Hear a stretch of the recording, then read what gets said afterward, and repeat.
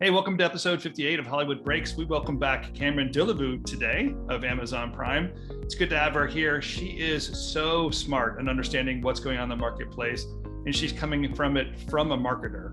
She gives us an understanding of what streamers are really doing with their content and why sometimes you might not be discovering new things. It might actually be your own fault. So it's a great conversation. Please enjoy, and welcome to Hollywood Breaks. We have Top Gun coming back. I feel like at one point Bill and Ted was coming back. I don't know if that's still happening anymore. You guys brought it came back. out. Did it? Okay. Yeah. Well, there you go. That was a successful Matrix return. We talked about the Matrix. Oh yeah, Matrix. I mean, the 90s, we've been talking about the last couple of weeks, is just like there is a pattern of just grabbing 1990 and putting in 2020 and thinking it plays itself out. And I'm trying to think, like in the 80s, I guess we watched 50s-esque stuff, right? Well, I mean, there was. Yeah, there's right there. So when if you pull out to like 30,000 foot view, there are 30-year cycles on everything, right? There's 30-year cycles financially, there's 30-year cycles on fashion. And so there's really these 30-year cycles where you go back to what was happening then, and those trends kind of come to root in a new way. And so I think there's definitely that. I also think that when you're making the kinds of investments financially that you need to make in these movies, everyone is, wanting there to be a built-in audience for things, and they're looking for the closest sure thing that they can find. And so they're thinking that that's what it is, that it's known IP. But what's really interesting is that where this will get road tested in my mind is, will we get to a point where we will have a steady stream, a steady pipe of content with stars in their 50s and stars in their 60s, because that is an audience that will go to the movies. That is an audience that will pay for that content. That content has done well in theaters historically, but there's been a fear about making that content for those audiences because everyone always wants to make it for the young. So the question is it nostalgia, or is it serving to that audience who actually are going to be there for it? Yeah, I mean, I think there's something smart economically speaking of whoever has the money is who you should target. So if the people in their 40s, 50s, and 60s are sitting on cash, grab it out of their pocket and do something with it. Traditionally, they would target that demographic to go on cruises, and now I feel like they're just trying to target us to cord cut and get more apps on our television set. But sure, nostalgia, throwback, 30-year cycle, I get it, but I'm just thinking like, okay, so I'm a child of the 80s. In the 80s, even though there was we were watching Happy Days, right, which is a 50s-esque television show playing itself out in the 80s. So that's the 30-year thing. I wasn't watching Marlon Brando on the television. I was watching people acting like they're in the 50s. I feel like in the 90s and 2000s, we were kind of following a trend where they were making something different, the rom-coms and whatever. And now I feel like those are coming back, but we're not taking the rom-com actors and doing it now. Like, I think, we're doing something different here. And I think Netflix did something interesting with Stranger Things, where they pulled an 80s look, but all new stuff. So for me, like, I think I don't mind backward looking, but I think it's the grabbing the actor from 30 years ago and then having them play a role now is just a little odd. We're like, I don't know if I really want to watch Bill and Ted. Right? Look at Cobra Kai. That's a great example. Oh, sure, but that is a tongue-in-cheek kind of thing. But that leaned in. That didn't take itself too seriously. It leaned into the ridiculousness of the original, and it was but that's how they made it fresh, right? That's how they made it fresh. And so if there are many tacks you could take to make it fresh, right? It could be a casting thing. It could be a situational thing. It could be a tongue-in-cheek look at it. But it's still the IP, right?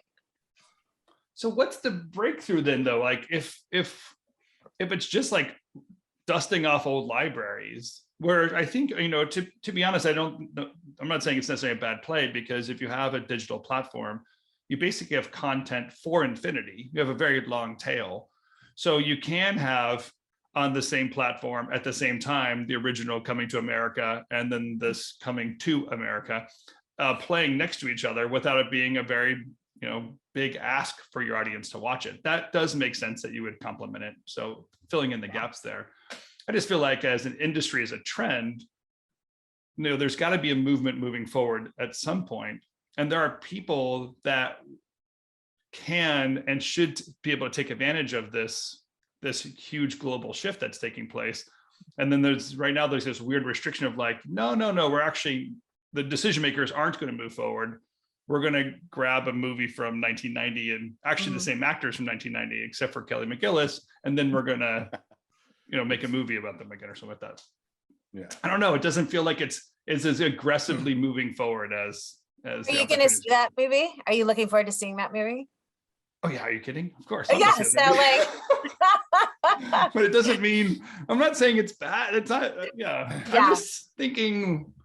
I think everyone's looking to balance their risk, and we've never been in more uncertain times, right? So I don't, I think that sounds like a Marshall School grad right there, if you ask me. No, but it's true. Yep. It's true. Yep. You look across your portfolio and you think about how to balance your risk, and for every risky thing that you do, you want something in there that you're like, I know there's an audience for this. This is loved IP. So I think there's a place for that. But, I don't think it'll ever go away. I think we're going to see it forever. And some of it'll be, truly refreshed and, great quality, and some will be less so. Well, I guess the good news is we can grab a camcorder, go to Keith's Township, and make Blair Witch 2, because totally kill it again, plenty of woods over here. Didn't they make Blair Witch 2 already? Okay, 3, whatever. They did 3. Blair Witch, the reimagining, or yes, it'd be Blair's Witch Keith's Township or whatever. Like it's have to be like a play, but we can grab. I mean, that's the good news is like there is an opportunity if this market is playing itself out. We can totally have fun with this. Yeah, but I would say. I mean, I understand what you're saying, Cameron, but at the same time, it feels like it's not part of a mix. It's just all anybody does anymore. It's just try to find something. There's no. So that's super interesting. As a marketer, that's super interesting to hear you say that, because I wonder if the reason you're saying that is because the only things that you're paying attention to are those things that target you in a nostalgic way. So like, you weren't aware of Cinderella, or Yes, I was. I was. Were you? I was. Cinderella's been told before too, by the way. I know. But I mean, I wonder if you're not watching probably Rihanna in the Fenty fashion show, right? Like there is a lot of new stuff, but you're probably not aware of it because it's not being marketed to you, or you may not be paying attention to it. So I wonder if it truly is that's all there is, or if that's just the stuff we see because it's the stuff that's marketed. Well, no, I mean, what I'm talking about, I'm referring more to like sort of the stuff that seems to be coming out of the broader Hollywood in terms of series. Yes, there is the occasional Rihanna fashion show. Okay, great. Which is basically just Victoria's Secret with a Rihanna spin. Let's be honest. It is Savage X Fenty. It is much different. Okay, fine. I will grant you that. But if you look at there's Stranger Things, there's Witcher, there's Coming to America, there's Without Remorse, which is a novel from the 80s. There's Halloween. Universal just paid over $500 million for The Exorcist from the 70s. Yeah. Like, it just feels like to me that you're saying that it's part of a mix to mitigate against risk, which I understand, but they're not taking risks anymore. They're just going with the safe bet. They're going with the IP. They're farming their libraries. There's acquisitions going on out the yin yang because people want libraries, because they want to be able to exploit libraries and like, ooh, let's remake this random movie from the 1950s. I mean, when I first started in Hollywood, RKO was the rage, because everybody wanted to raid the RKO library and let's start remaking all these RKO titles. Yeah. Like, For me, it's like, it's not MGM. necessarily that, it's not necessarily that there isn't new content out there per se. It's just a lot of the stuff that's being pushed out broadly is just rehashed IP. It's the same stuff because they don't want to take the risk. So how would you characterize that? So interesting news from this week is the Netflix acquisition of the Roald Dahl rights. Yes, correct. So would you think about that as rehashing? I mean, I think they're obviously going to come out with no, I mean, new and exciting things that build on some of that IP. So would you characterize that as nostalgic, or would you characterize that as new? Well, that I mean, it depends on what they do with it. What I'm saying is, like, there are ways to reinterpret certain classics that will just be around regardless, right? There's certain timeless stories that are always going to be told. Macbeth, for example, has been told a million times over, and now it looks like this new version from Ethan Cohen is basically going to rock the Oscars. Joel, thank you, Joel. Yeah.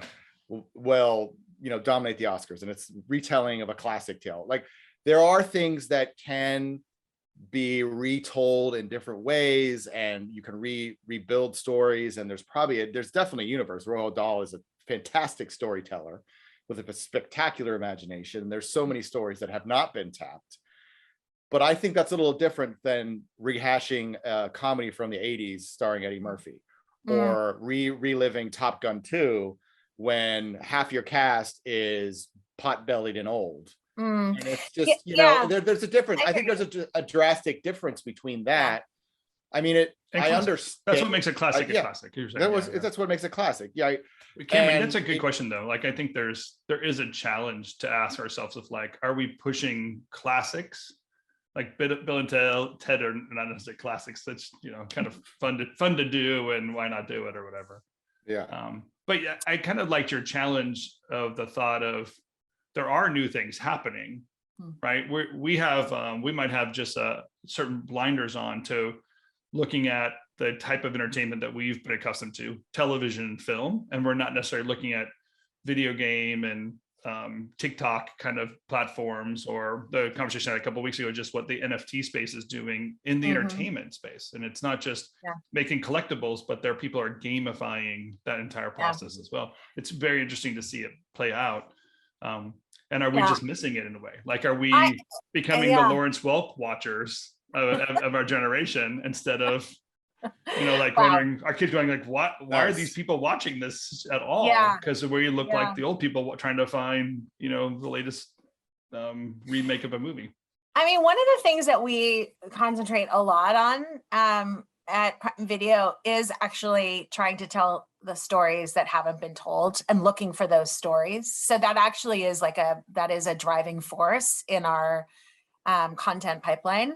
And whether that's partnering with new voices in IP, or we are trying to uncover those, and that usually is in the form of stories that don't get told because it's underserved audiences, or people who haven't been represented well on the service. There's always room for sort of the broad action flick, but we have made a conscious effort to put things into the pipeline that are stories that might not have been told if we were still in a non-streaming world, right? If we were in a world where everything had to be on the big stream. I mean, that's sort of the beauty of a streaming service, is that you can so precisely find your audience for things, and also listen to your audience and what they want and what they like, and give them that. And that's that feedback loop that you kind of didn't have on the theatrical side. And so I do think that we are trying to do that. And that's why I kind of challenge, like, is it just that we don't see those because they're not hitting our consciousness? Either the marketing messages aren't hitting our consciousness, or we're not aware of those creators, or we don't find them relevant to us for some reason. Like, I challenge the consumer to say, like, oh, have you just not seen that stuff because it's not resonating with you? So sadly, you're really kind of saying to us, the reason why we're giving you these movies is because you want them. We've actually targeted you, and you said, this is what you want to watch, so we made that movie for you. And like, oh, we're holding ourselves back. That's a very interesting kind of angle at what is the challenge here. Yeah. Right. We know how, I mean, all of the streamers know how long everyone is, engaging with the IP, right? So is it something that people are starting and not finishing? Is it something that people are watching all the way through? Where are we losing people? I mean, it's, that's the beauty of the data. And so, we really are trying to serve up a much broader array of content so that you do have that selection from the service. You feel like you're getting value in that selection, and you don't just have like the same old, IP over and over. Yeah. Well, what would you cool. say, Cameron, about the complaint that a lot of people make about a lot of these services, that when you make a movie with a streaming service, you end up being a tile and they move on to the next one?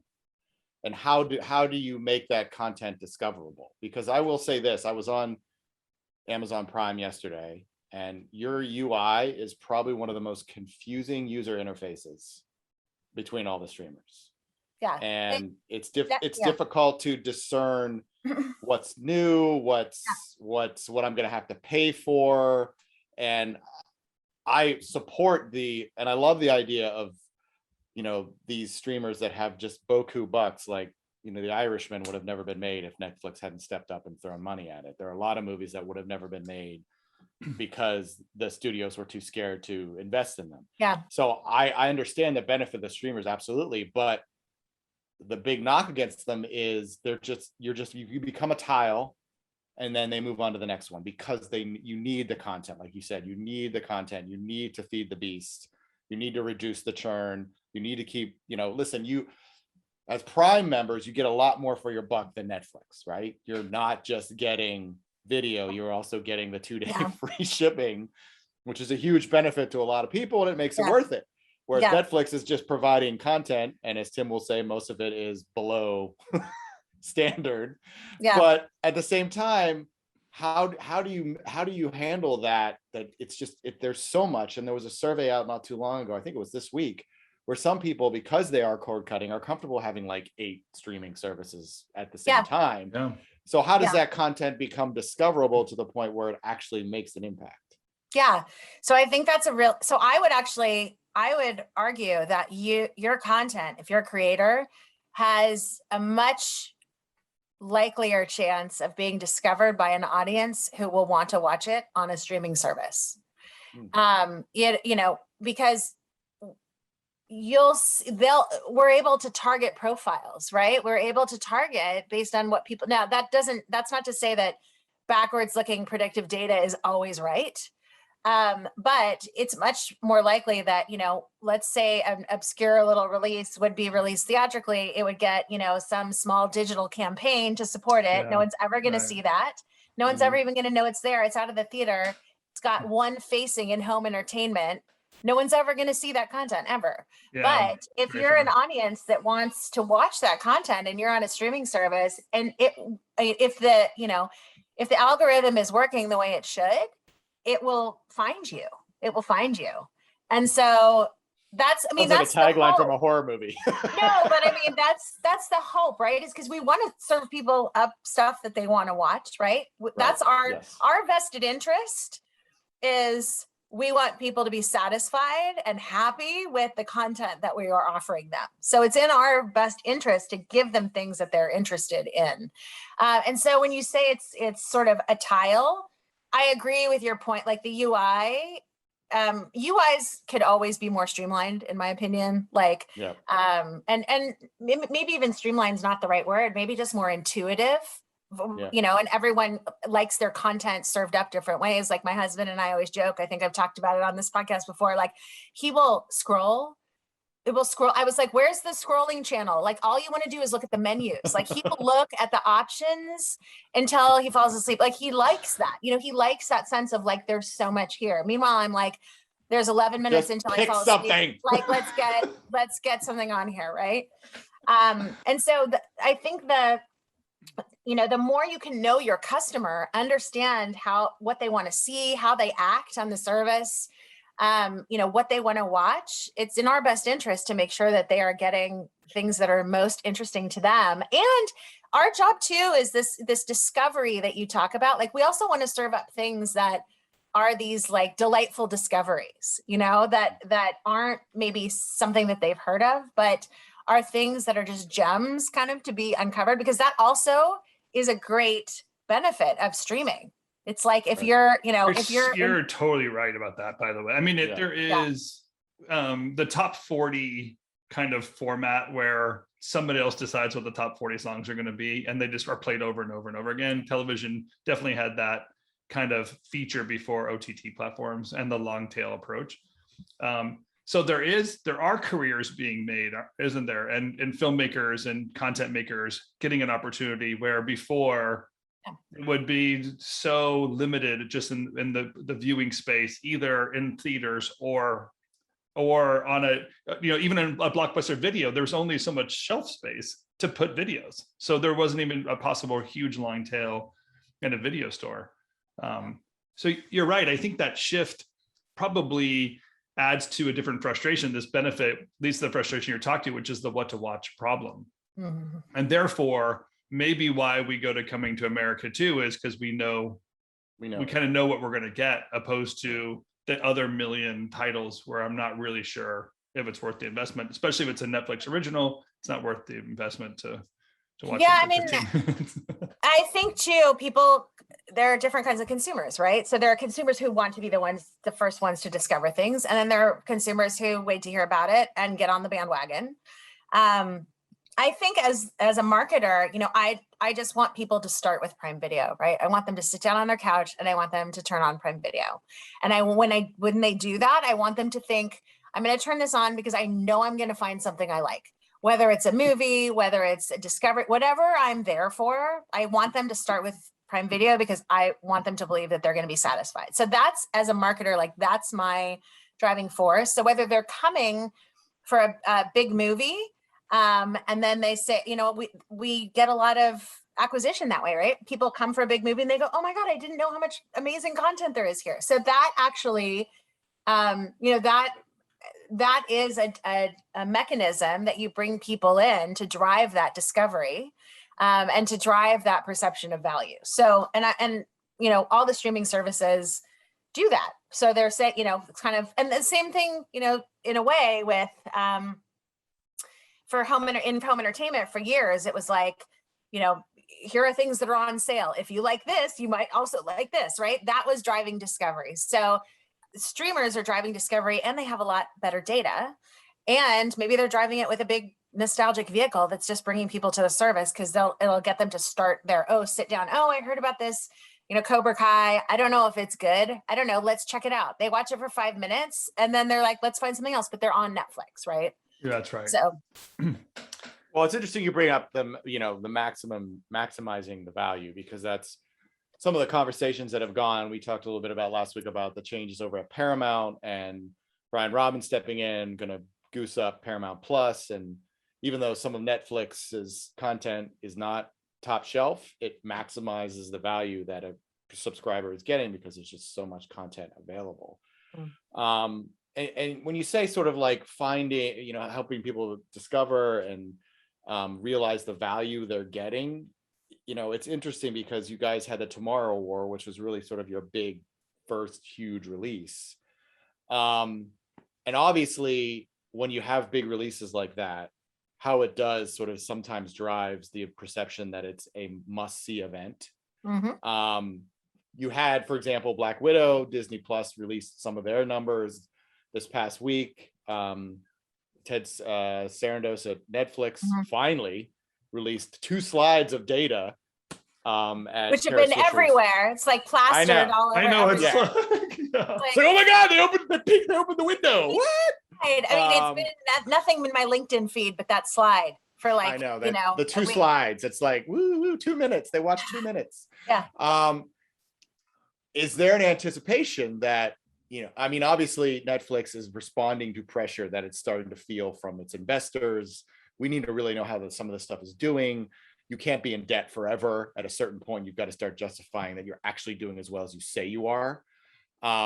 And obviously Amazon has a million other things going on, so there might not be that kind of pressure, but it sort of spirals back to the idea of making it discoverable. And when you have a movie that's perceived as a hit, then people will want to see it. Do you think that Amazon may eventually start, like with Tomorrow War, and you can correct me if I'm wrong, I don't think you released any numbers. You just said it was a hit. And that was it, which studios obviously hate that you guys are able to do that because they can't do that. But do you foresee that, to your point about making it discoverable and sort of giving, an opportunity for other voices to be found in content, do you see that Amazon might use that as a strategy? Granted, it is an old school studio strategy, but it does work. So do you foresee that potentially being part of the I mean, I think there's two things at work there, right? There's what you touched on. One is just like lack of transparency on Netflix, and that is a business facing issue. That is a driver for them. I think on our side, the way we think about it, like it comes back to the customer every time, right? So we think about, do customers want to feel like they're part of something bigger? Do they want to feel like they're part of a cultural moment?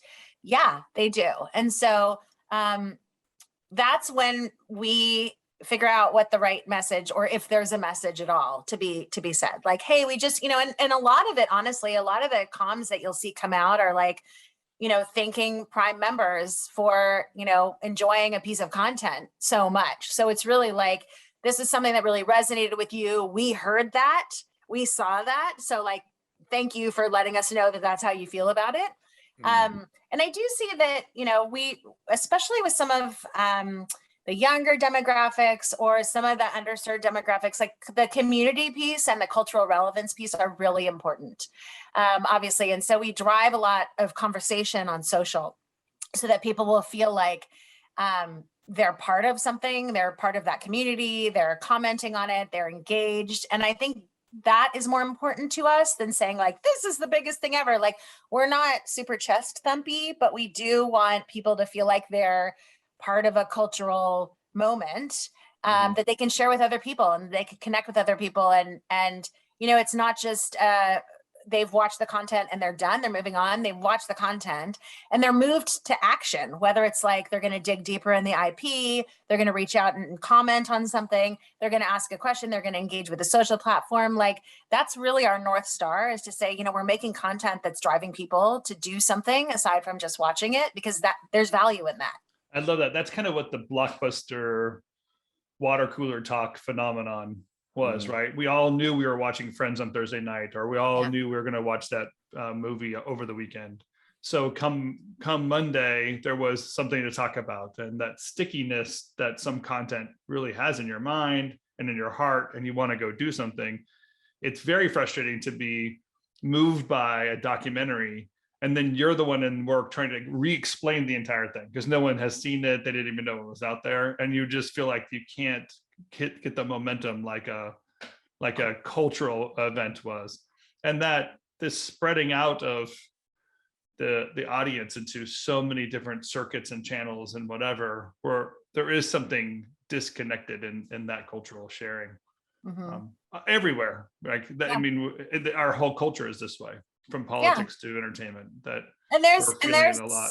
There's more. That's there's value to the consumer in being part of that conversation, and there's value to them in feeling like they're finding their people, especially in fan IP, and connecting them and giving that, really sort of treating them like a member of the creator community in a way.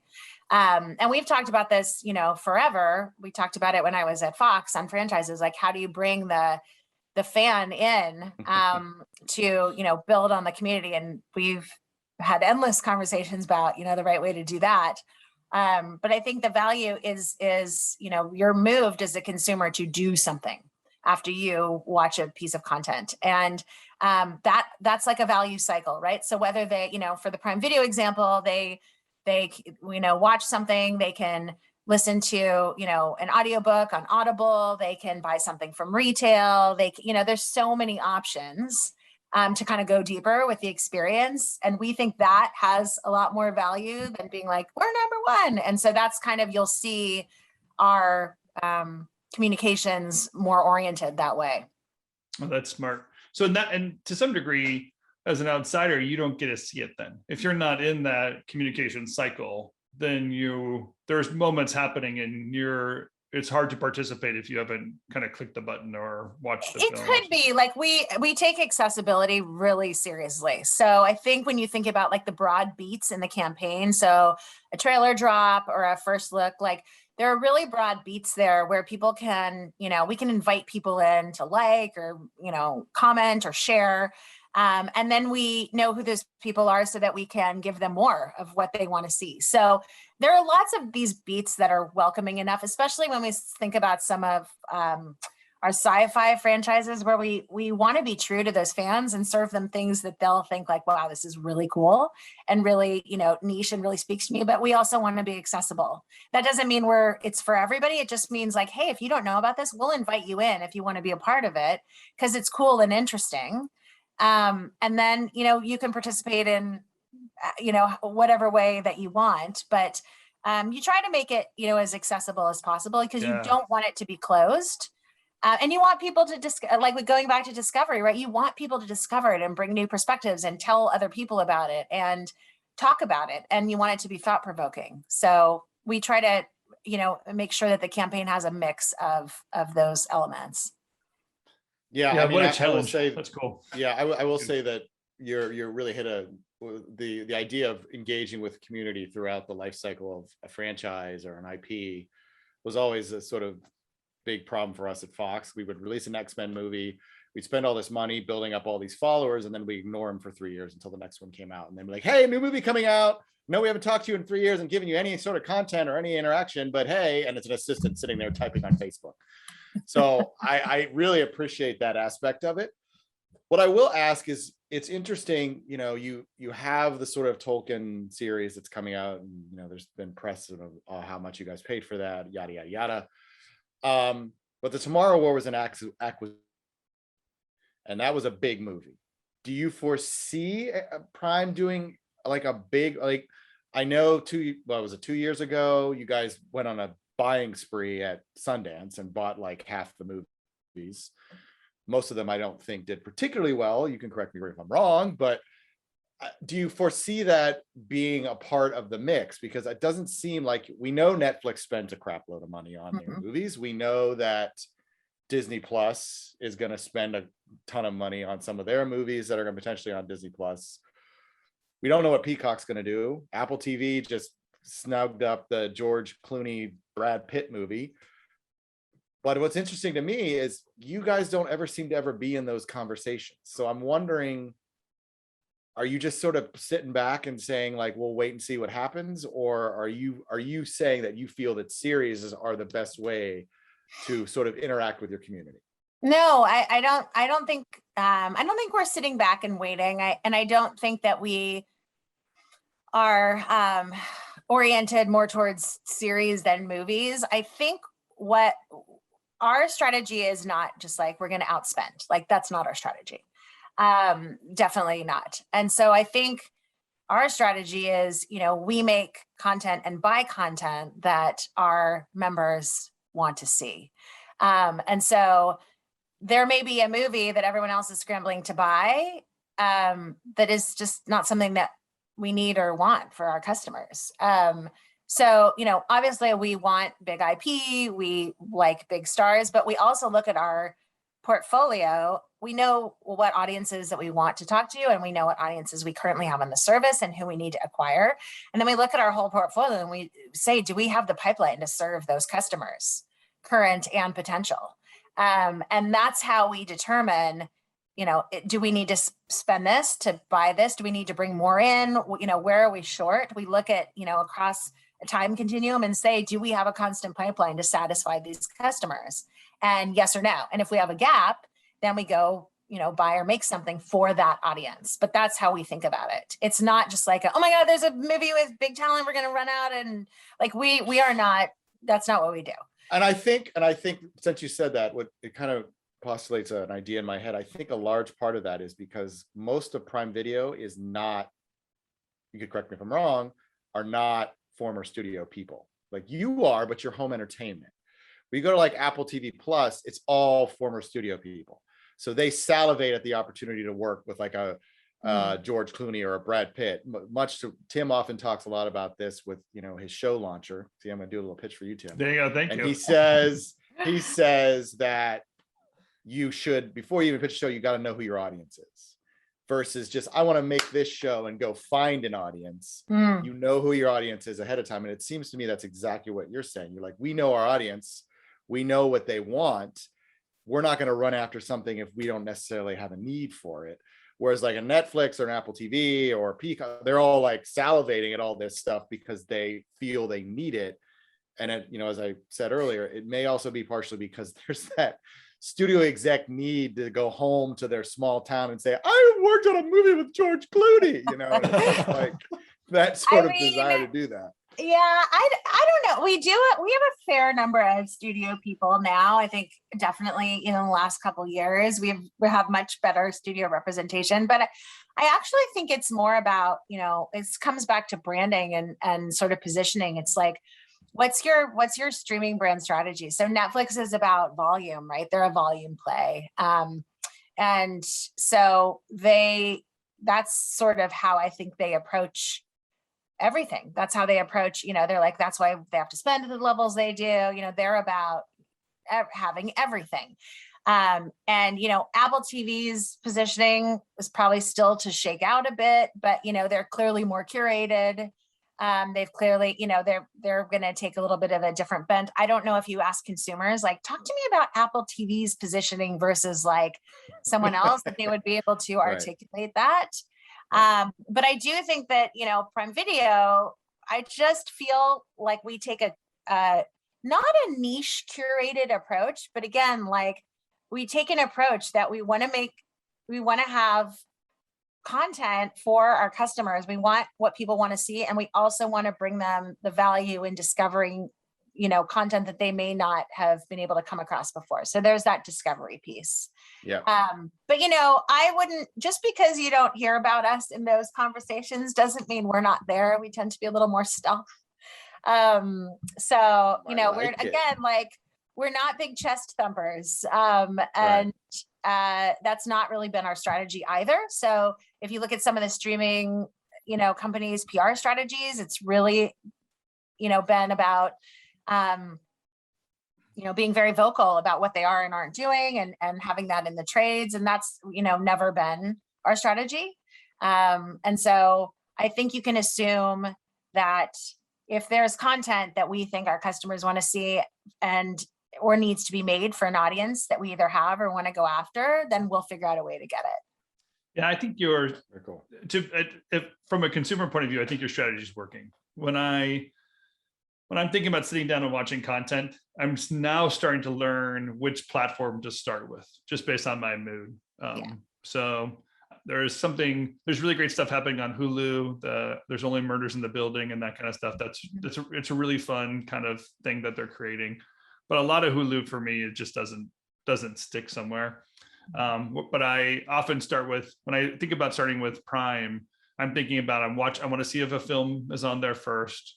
I have access to films I don't have on any other platforms. So I look at that first. I think do you guys drop stars? Is that what happened? Did something happen with one of your partnershiip that? Yeah, it was HBO Max. HBO Max. Yeah, HBO Max. Yeah. I think to your point, so that's channels is a big piece of that mix, right? And you know, Hulu does have a really good bundle. So, you know, when you think about sitting down and turning it on the same way you used to sit down and turn on linear TV or cable TV, you're like, it's all here somewhere, right? It's all here somewhere. I just have to find it. And if you looked at my Google search, it's like all you see is, you know, where can I find insert name exactly. You know, right? Like, that's what I do. Exactly. Where is, you know, episode 20 of Daniel Tiger, where and they'll tell you which platforms have it, which one you pay for it, which ones are included in the bundle. Yeah. You know, where's the one where his goldfish dies? Like that's all my Google searches right there. But I think channels brings this, you know, cable replacement to the party, because it's bringing you know, all of those, you know, like, oh, okay, I got my HBO subscription. I got my, you know, we have at my house, we have BritBox. so that, we can watch English shows, you can get all of the things that there may be an obscure channel that may or may not have been in your cable package through channels. So that, again, it all goes back to the assurance that if you sit down and you start with Prime Video, whatever you want is going to be there somewhere. Yeah. Now, Keith, to your point, we could do a better job being clear about, do I have to rent it? Do I have to buy it? Is it included with my subscription? Like, what do I have to do? Where does it sit?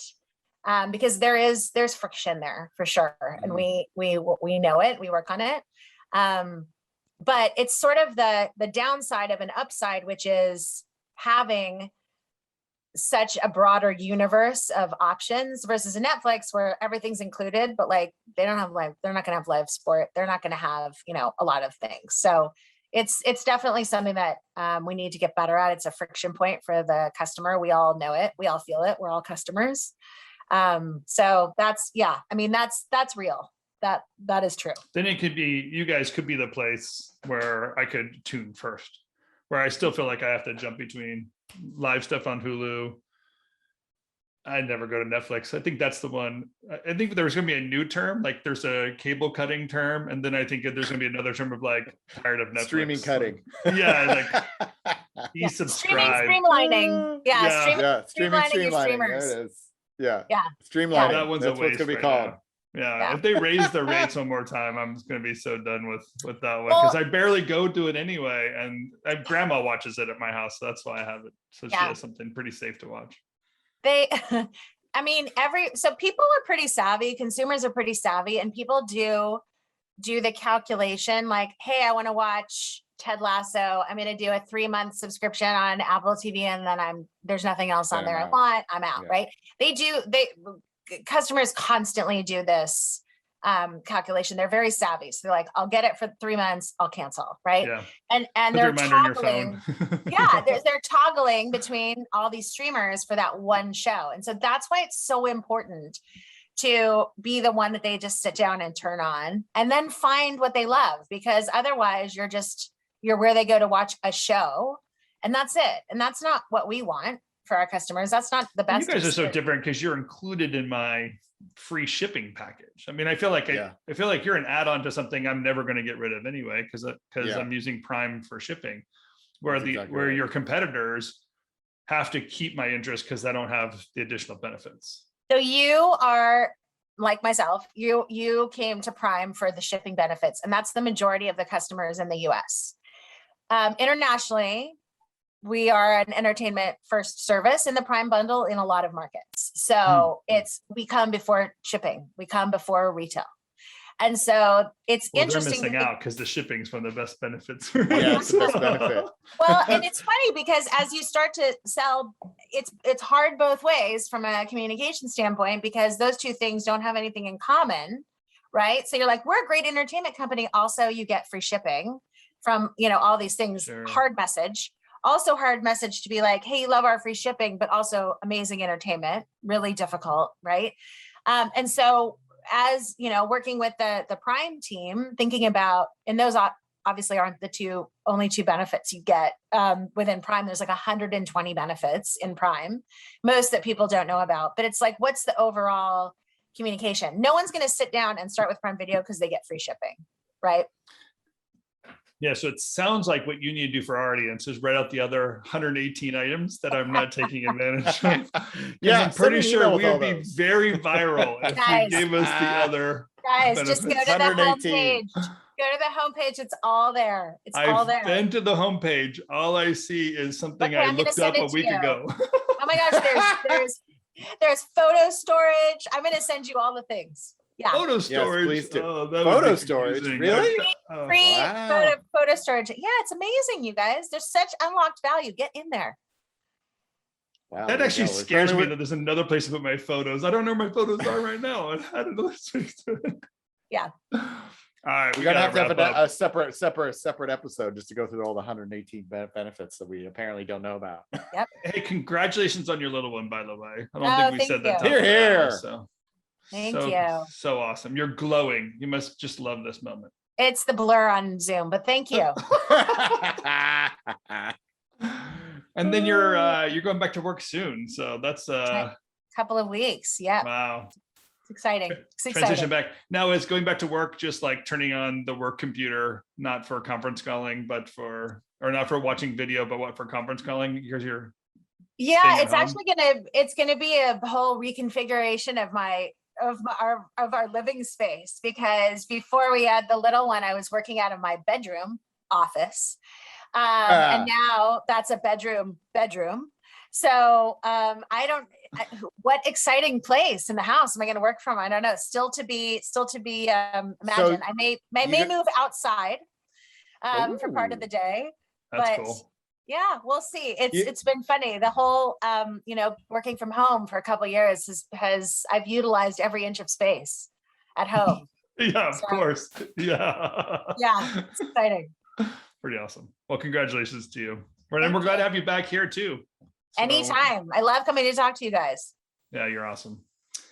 Well, that's it for our show. I mean, here's what I'm going to say. If you want to know what the other 118 items are, you have to go to our website or our Instagram subscribe. feed, and we'll make sure Lydia publishes it out there. So, and then make sure you thank Cameron on your Twitter feed when you are subscribed for those other 118 items, or at least share the photos from your photo sharing software. I don't know what it would be. Right. There you go. Love it. I love it. We appreciate you. You have a great year. Blessings to you and your baby. Thank you so much. Of course. Later, Keith. See ya.